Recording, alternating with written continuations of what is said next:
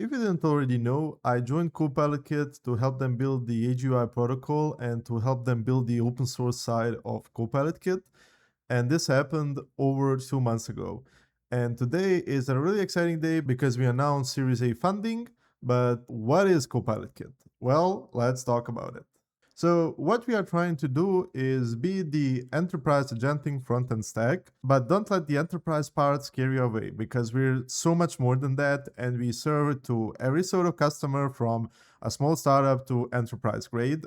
Our stacks can be used to enhance your developer experience and make shipping AI features surprisingly easily.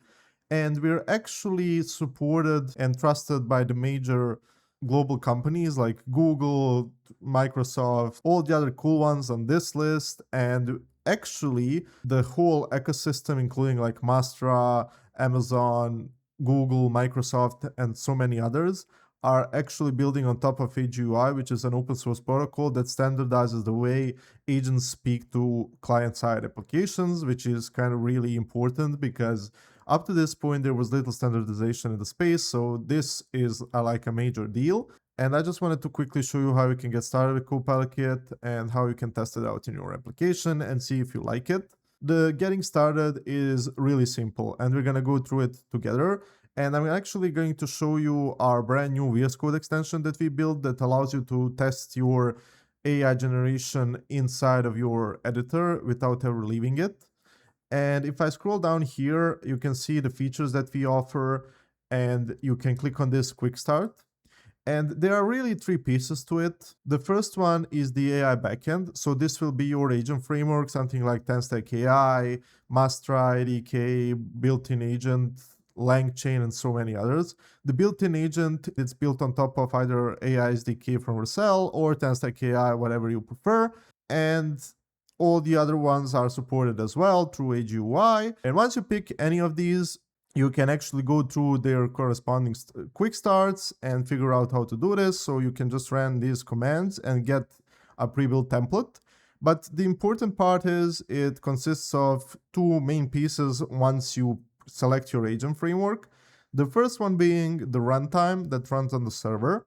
And this part can be optional, but I recommend using it, especially if you're using server-side rendered applications, because this makes so many things a lot easier and adds a lot of new features that you don't get without the runtime. And basically how you set that up, you create an API endpoint, you plug in your agent framework. So basically for this example, the built-in agent, and this one is using the AI SDK as an example. And then you provide that into our CopilotKit runtime. And this basically constructs a bunch of routes under the hood, which your agents from the client hit. And you just create a post endpoint that handles the request. And that's it for runtime. And then you have your client-side code, which is basically just importing styling and then adding the provider in and pointing it to the URL of the runtime. And that's pretty much it. And then you can, for example, import a Copilot sidebar, and this renders a sidebar for you, and you can actually talk to your agent already. It's fully hooked up. You don't have to do absolutely anything. And then what you get that is really cool is stuff like tool rendering, where you can basically render tools on the client, and you can actually see it in this demo where it renders this card. And how this looks like in action is if I click on the code, you actually get a bunch of utility hooks like use render tool, where you provided the name of the tool, the parameters it takes, and what it's going to render. And this sends it to our runtime, which forwards it to the agent framework. And then it renders whatever you want it to render on the client whenever you call this tool. And there are a bunch of other features, but what I'm going to show you today is the VS Code extension that we just shipped for CopilotKit. And voila, I'm in my editor, and you can see that I have this small little project set up, and I have a bunch of components that render weather information, because everybody loves the demo that uses weather data, because we used to love Pokemon, and then we moved on to agents, and now we're stuck in weather demos, so bear with me. And you get this CopilotKit extension, and you can actually talk with your built-in agent inside of VS Code, and use that to render the components that are inside your app. And for example, if I click on this, it expands, it shows you basically all the components you have in your application. You can actually like go to them and then see what they render, and you can click on each one of these and it takes you to the corresponding file. And you can also click the preview component to show you what it would render inside of your editor. So for example, if I click this, you can actually see it render the component, and then I can do something like Sarajevo, and it actually changes the component itself. That is really useful for you to like statically test it.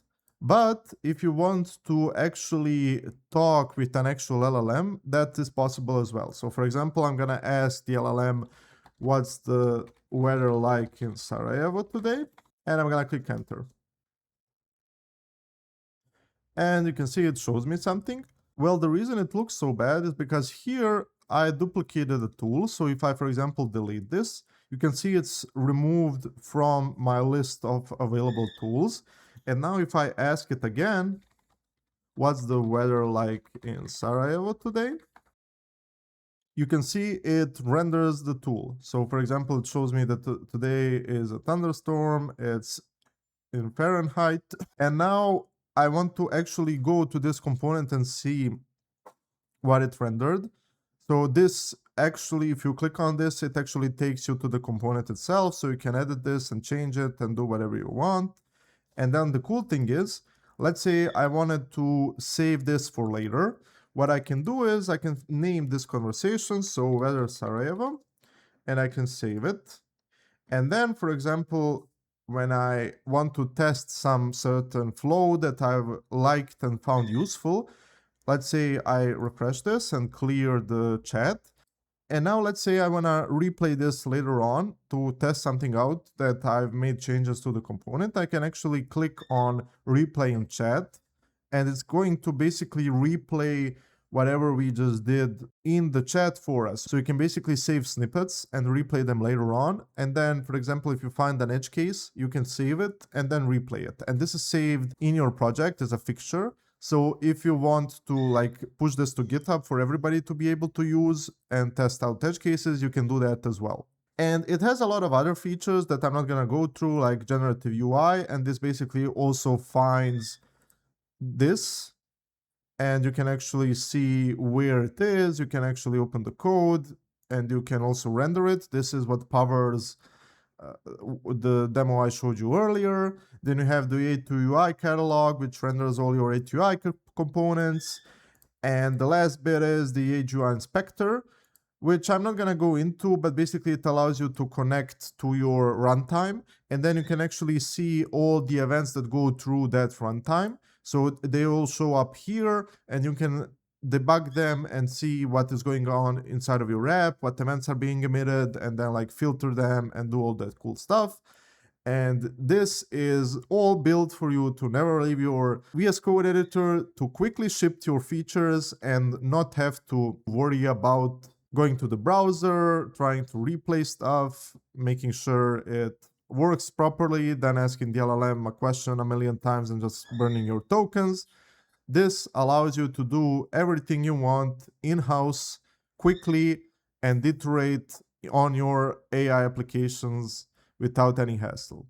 So let me know what you think about it in the comments, and if you plan on trying it out and using it. And that's pretty much it. Thank you for watching, and see you in the next one. Bye!